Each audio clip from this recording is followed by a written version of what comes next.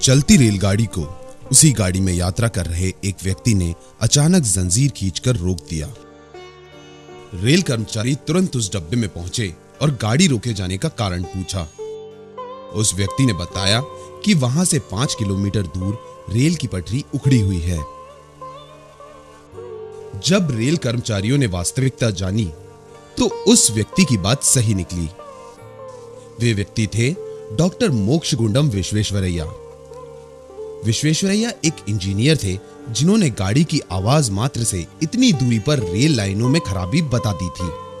उनके जैसा इंजीनियर उस समय विश्व में कहीं नहीं था। डॉक्टर विश्वेश्वरैया का जन्म एक साधारण परिवार में 15 सितंबर 1860 ईस्वी में हुआ था। उनकी माता वेंकचम्मा एक धर्मपरायण महिला थी एवं पिता श्रीनिवास शास्त्री संस्कृत के विद्वान थे।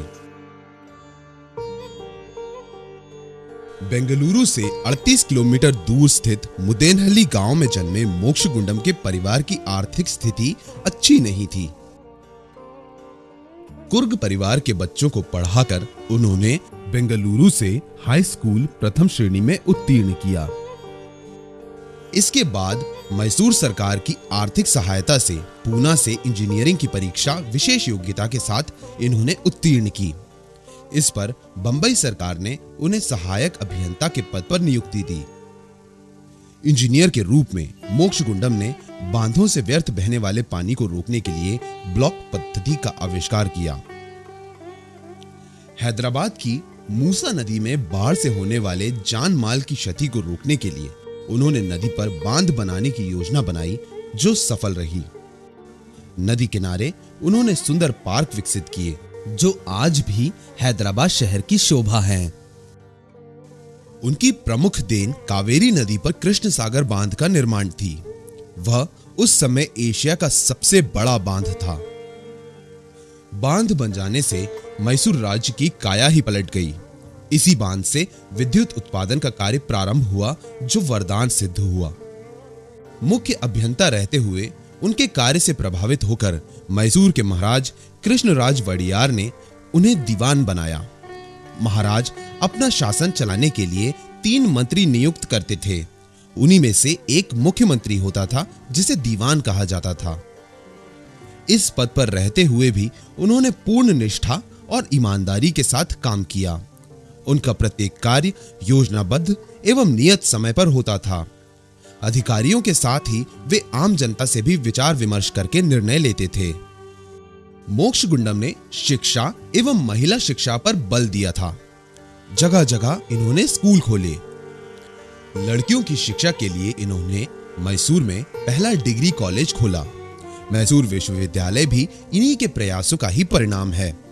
कृषि एवं इंजीनियरिंग महाविद्यालय भी इनकी सहायता से खोले गए। इसके साथ ही जीवन निर्वाह करने वाली शिक्षा देने के लिए प्रत्येक जिले में औद्योगिक विद्यालय भी आरंभ किए गए। उनके समय में ही उद्योग धंधों का अभूतपूर्व विकास हुआ।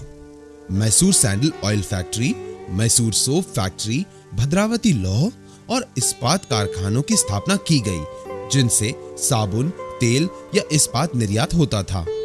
स्टेट बैंक ऑफ मैसूर, जिसे पूर्व में बैंक ऑफ मैसूर के नाम से जाना जाता था, यह भी इन्हीं के प्रयासों से ही अस्तित्व में आया।